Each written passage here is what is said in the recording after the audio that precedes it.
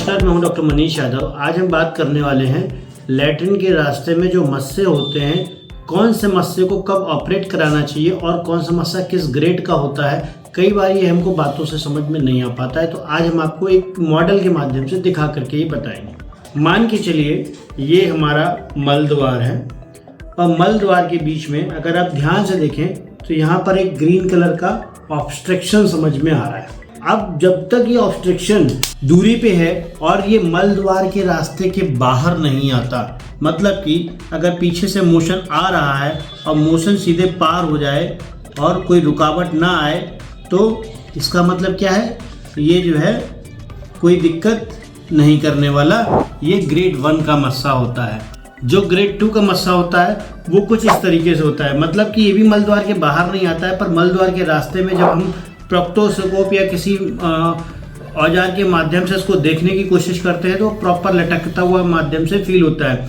होता क्या है, जब जो है हम लैट्रिन करते हैं, मान के चलिए ये एक मरीज है और ये लैट्रिन करने का प्रयास कर रहा है, तो जब ये लैट्रिन करेगा तो क्या होगा, ये मस्सा देखिए आपको हल्का सा फील आ रहा है ना।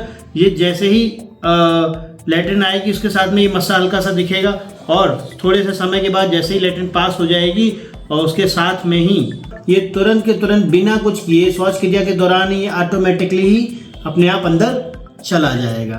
ये आप देख रहे हैं, ये पहले के जैसे लटकता हुआ फिर से हम लोगों को दिख रहा है।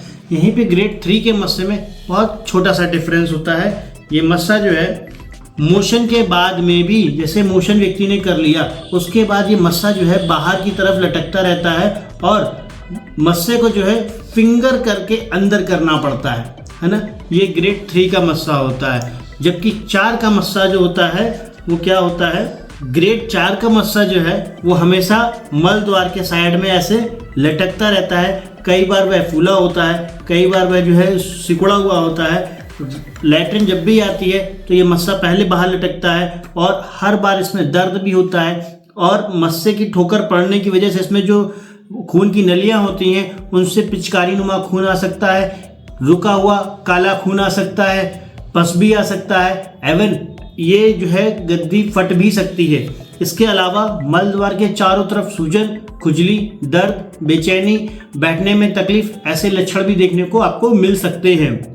ये तो कुछ प्रकार हो गए कि कौन कौन से मस्से होते हैं। इसमें से ग्रेड 3 और ग्रेड 4 के मस्से को जो है आपको क्षार सूत्र विधि से ही हमेशा लाइगेट करा देना चाहिए, जबकि ग्रेड 1 के मस्से और ग्रेड 2 के मस्सों को जो है हमें दवाइयों के माध्यम से ठहराव देना चाहिए अथवा लाइगेशन थेरेपी के माध्यम, यानी कि रबर बैंड लाइगेशन के माध्यम से भी कम कर सकते हैं, या फिर जो है IRB मशीन के द्वारा जो है इस मस्से को बिल्कुल खत्म भी किया जा सकता है। ग्रेड 3 और 4 के मस्सों में कभी भी ज़्यादा देरी ना करें, नहीं तो ग्रेड 3 और 4 के मस्से आपको बहुत ज़्यादा तकलीफ देते हैं। वे फिशर और नासूर तक लेके जाते हैं, यानी कि भविष्य में वहाँ पर जो है भवगिंदर बनने के भी कारण पैदा होते हैं, क्योंकि बार बार ठोकर पड़ने की वजह से जब लैट्रिन का रास्ता छिलता है, पाइल्स छिलता है, तो वहाँ मल ठहर जाता है और वो मल ठहर करके उस एरिया में पस को बढ़ा देता है और भविष्य में वहाँ पस पड़ने की वजह से भगंदर नाम की बीमारी बढ़ जाती है। और अगर भगंदर में भी यदि आदमी सही हाथों में न पहुँचे और लंबे समय तक ट्रीटमेंट चलता रहे तो वहाँ कैंसर होने का भी खतरा पैदा हो जाता है। इसलिए सही समय पे सही इलाज सही जगह पे कराएं। रायश्री आयुर्वेद आपकी इस जांच में पूरी मदद करेगा।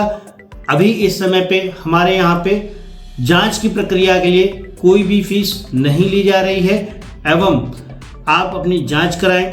दवाइयाँ या क्षार सूत्र विधि जो अपनाना चाहते हैं वो आप चूज करें और उसे खत्म करें। पाइल्स हटाएं, बीमारी भगाएं, जीवन सफल व सुगम बनाएं।